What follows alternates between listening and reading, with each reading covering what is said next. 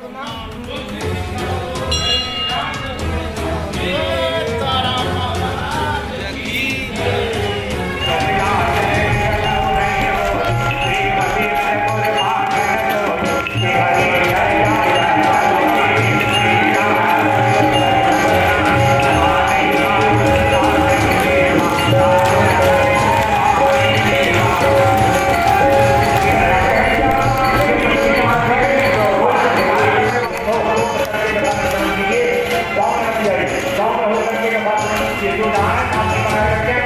दिन जो है बाबा भागवत कथा का यहाँ पे हो चुका है और धीरे धीरे यहाँ जो है जनता की जो भक्तजन जो है उनका जो है भीड़ धीरे धीरे बढ़ता ही जा रहा है। क्या लग रहा है जन का या जो भक्तजन जो आपके पास आ रहे हैं क्या कुछ कह रहे हैं आप?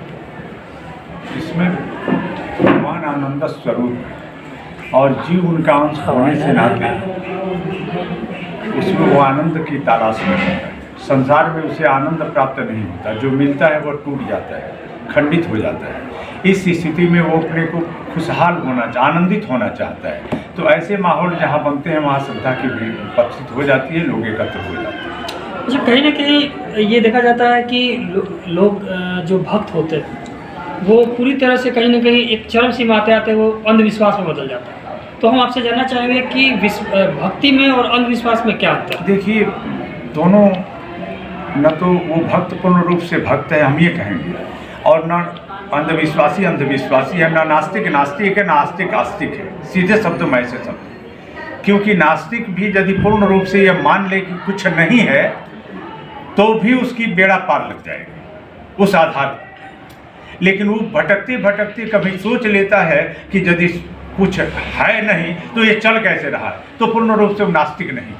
और आस्तिक पूजा करते करते करते करते कोई ऐसी समस्या होती है, कोई ऐसा संकट आता है जिसमें उलझ करके कहता है कि मेरा पूजा पाठ करना बेकार चला गया, तो पूर्ण रूप से वो आस्तिक नहीं है। दोनों अभी बीच धार में अटके हुए हैं, ना नास्तिक नास्तिक है, ना आस्तिक आस्तिक है। तो कहने का मतलब है कि अगर किसी को अगर भक्त कहना हो, भक्त बताना हो कि ये भक्त है, हाँ, तो कैसे कहिए, कैसे बताइए?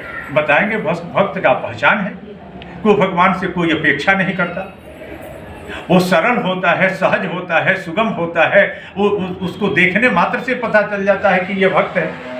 भक्तों की विशेषता तुलसी बाबा ने गाई है, बताई है। अब तो तुलसी बाबा के मानस पर तरह तरह के प्रश्न चिन्ह उपस्थित हो रहे हैं, हमारे सनातन धर्म पर उपस्थित हो रहे हैं। ये कहना भी बड़ा दुष्कर लग रहा है कि तुलसी बाबा के प्रमाणों को अप्रमाणित किया जाए कि नहीं, दिया जाए कि नहीं, बताया जाए कि नहीं। नहीं तो आजकल जो प्रश्न उठे हुए हैं कि ढोल गंवार शूद्र पशु नारी असकल ताड़ना के अधिकारी, इस पर शूद्र शब्द को लेकर के बहुत नाराजगी है नेताओं को से लेकर के जनमानस में भी बौखलाहट की बात है। जबकि इस तथ्य को कोई ठीक ढंग से समझ नहीं पा रहा है कि तुलसी बाबा ने आखिर क्या कहा है। हम जानना चाहेंगे आपके माध्यम से कि क्या अर्थ है, सही अर्थ जनता ये। पहले आप हमसे बताएं कि जो हमें अभिव्यक्ति दूंगा इसे निकालने का आप वादा करें तो हम अभिव्यक्ति अपना मोह सिख दिन्नी मर्यादा पुनि तुम्हारी किन्नी। उसके बाद ही अर्धाली आती है कि ढोल गंवार शूद्र पशु नारी सकल ताड़ना के यदि। एक और शास्त्र का मैं प्रमाण दे, ताड़न शब्द का बहुत अर्थ होता है, पीटने में ही उसको ले लिया जाए। चाणक्य ने लिखा है कि पंच वर्षाणी पाले 10 वर्षाणी ताड़े। अपने बच्चे को शिक्षा देने के लिए 5 वर्ष तक बच्चों का पालन करे, बच्चे का, और 10 वर्ष की अवस्था तक उसे ताड़न करे। तो क्या अर्थ लीजिएगा? बच्चे को पीट करके हत्या कर दीजिएगा, ये बात बताई गई है उसमें। ताड़न शब्द तो वहां भी आता है कि 10 वर्षाणी ताड़े। तो कहीं ना कहीं यहाँ पे जो है शिक्षा देने की बात है, वो शिक्षा देने की शिक्षा परक है। देखिए, एक भूरी शब्द आता है, भूरी, और भूरी शब्द के 7 अर्थ होते हैं। भूरी शब्द के, भूरी माने पृथ्वी, भूरी माने पृथ्वी, भूरी माने बहुत कुछ। जैसे आप लोग तो पढ़े लिखे हैं, जैसे कोई अनुशस्ती कर रहा है तो कहते हैं इनकी भूरी भूरी प्रशंसा हमने किया, तो प्रशंसा परक भी भूरी शब्द आता है। भूरी माने प्रशंसा, भूरी माने पृथ्वी, भूरी माने सुवर्ण, प्राची भूरी शब्द प्राची सुवर्णयो, ये भूरी माने सुवर्ण, और भूरी माने ब्रह्मा, भूरी माने शंकर, भूरी माने विष्णु। कोष को उठा करके देखें। अब यहाँ एक ही अर्थ लिया जाए कि नहीं भूरी माने पृथ्वी को ही कहा जाता है, तब तो अनर्थ हो जाएगा। इसी तरीके से वहां ताड़न शब्द का एक जगह और उत्तरकांड का प्रसंग आता है कि रावण वध के अनंतर मंदोदरी अपने छाती में हाथ मारती है। वहां लोग देते हैं कि ताड़न वहां भी करते, उड़ ताड़ना करत बहु भारी, उड़ ताड़ना, तो क्या वहां शिक्षा लोग कहते हैं, ये मानसकार के जो कमेंट कर रहे हैं वो लोग बता रहे हैं कि वहां मंदोदरी अपनी छाती को शिक्षा दे रही है या पीट रही है, तो वहां पीटना अर्थ लिया जाएगा। बिल्कुल, वहां शिक्षा नहीं दी, क्योंकि विपत्ति में विलाप में वो छाती पीटती है, यहाँ विलाप का कोई प्रसंग नहीं है, यहाँ शिक्षा का, ढोलक भी शिक्षा का आश्रय लेता है तभी ढोलक बजता है। हाँ, सोईसन काग भुसुंडे ही दीन्हा, समय पाई अधिकारी चिन्हा, ते ही पुनि जाग बलि पुनि गावा। इस तरह से कथा की परंपरा चली। शंकर जी ने इस कथा को लिख करके अपने पास रखा, ठीक। और श्री बाबा अपने बारे में भी लिख रहे हैं कि भाषा बद्ध करब मैं सोई, उस कथा को मैं भाषा रूप दे रहा हूं, मैं प्रणेता नहीं हूं। जिसे पूछना हो कैलाश पर जाकर के भगवान शंकर के हिमालय में पहुंचे और पूछे कि प्रभु आपने ऐसा क्यों हमारे लिए अनर्थ का विषय लिख दिया। नहीं तो सुनिए, दूसरा करने दीजिए। तुलसी बाबा जो व्यक्ति, जो संत, राष्ट्र का संत अपने लिए कुछ नहीं चाहता, वो कहता है कि जलचर थलचर नभचर नाना जे जड़ चेतन, जीव जड़ की भी वंदना किया, चेतन की वंदना किया। हमारा संस्कृति तो ऐसा है, हमारे राष्ट्र में एक चारवाक नाम का नास्तिक हुआ, चारवाक जिसका नाम था उसे भी ऋषि कह करके हमारा सनातन धर्म, हमारा भारत, हमारी संस्कृति उसे भी ऋषि की उपाधि दी है। कभी जब भी सनातन धर्म से कोई भी इस तरह का चमत्कार दिखाता है तो हजारों उंगलियां खड़े हो जाते हैं।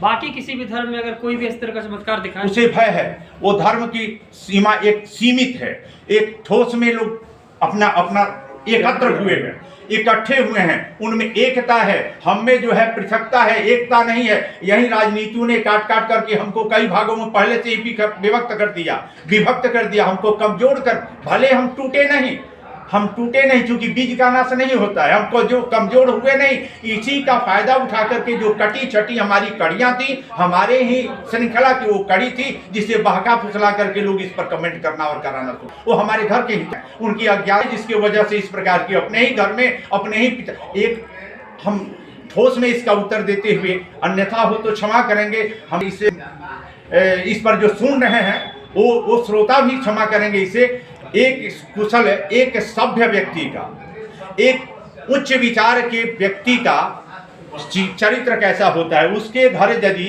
किसी प्रकार से उसके पिता ने वेश्या को भी रख लिया और उससे उसका जन्म हुआ, तो वेश्या को भी माता शब्द से संबोधित करता है, जबकि एक नालायक बेटा अच्छी अपनी भी माता को भी कहने से बाज नहीं आता है, वो कह दे।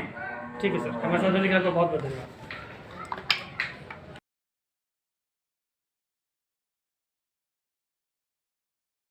चरितमानस की चौपाई को समझने के लिए तुलसी बाबा ने लिखा है कि नाना पुराण का मतलब क्या? 18 प्रकार के पुराण हैं, 18 प्रकार के उपपुराण है, 18 प्रकार के उपपुराण हैं, 4 वेद हैं, वेद की 1127 शाखाएं हैं, 18 स्मृतियां हैं, 6 प्रकार के सार हैं। इन सब को पढ़ने के बाद वो कहते हैं कि सबके शास्त्रों का, वेदों का जो सार तत्व है वो अपने रामचरितमानस में मैं लिख रहा हूँ। धन्य तोपी स्वांतः तुलसी रघुनाथ गाथा भाषा निबद्ध मति मंजरवान तनोतु। तो सब पहले कोई रामायण पढ़ करके और चाहे कि हम रामायण का अर्थ निकाल लें तो ये संभव नहीं है, इसके लिए अन्य शास्त्रों को पढ़ना पड़ेगा। तो अब जो सबसे बड़ी बात आती है सनातन को लेकर के, जिस तरह से भी या तो अभी हम कमजोर, जिस तरह से इसको मजबूत किया जा रहा है, क्या लगता है ये कब तक जो है मजबूत हो पाएगी? अरे तो मजबूत कभी भी है, कभी से जब सृष्टि आई है तब से सब मिट गए, जहाँ से हमको मिटाने वाले कुछ राज है कि हस्ती मिटनी हमारी। सारे लोग युद्ध किए, लेकिन हम जैसे के तैसे सीना तान के तब भी खड़े थे, आज भी खड़े हैं। इसलिए कि हाथी जब चलता है तो उसके रगड़ से, कंचपड़ से पेड़ की टहनियाँ टूटती है, ये पेड़ जाने हाथी नहीं जानता है। हमारा धर्म इतना विशाल और उदात्त है कि हाथी के पांव में जैसे समाज की, दुनिया के तमाम जीवों के पांव आकर के अड़ जाते हैं। दुनिया में लोग भागे, भगदड़ करें, आवाज में, लेकिन समतावलंबी से फिर के साथ जब सारे धर्म के अवलंबी जो इसी के पांव में आगे समाहित हो जाएंगे, अटे इसी से निकले हैं, वे विलय करेंगे। आपसे हम चाहेंगे आज जो भी जनता जो हमारे के देख रही है,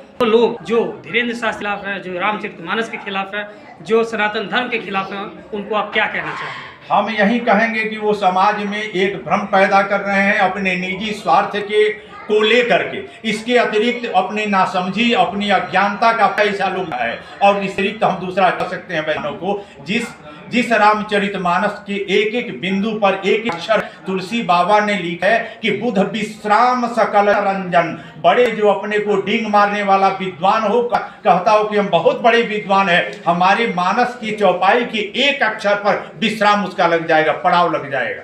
असकल जन रंजन, और जनमानस में यह लोक रंजन के लिए छोटे कम पढ़े लिखे व्यक्ति भी अपने ढंग से इसका अर्थ करके प्रसन्न हो जाएंगे। जो राम भक्त हैं, जो आस्तिक हैं, जो सनातन के अनुयायी हैं, जो पुजारी हैं, वो इस तरह भी प्रसन्न हो जाएंगे। तो विद्वान भी जहाँ थक जाता है और जिसे कमेंट करना है, ये तुलसी बाबा हमारे इसके लिपिक हैं, तुलसी बाबा रचयिता नहीं है। मानस में पढ़िए।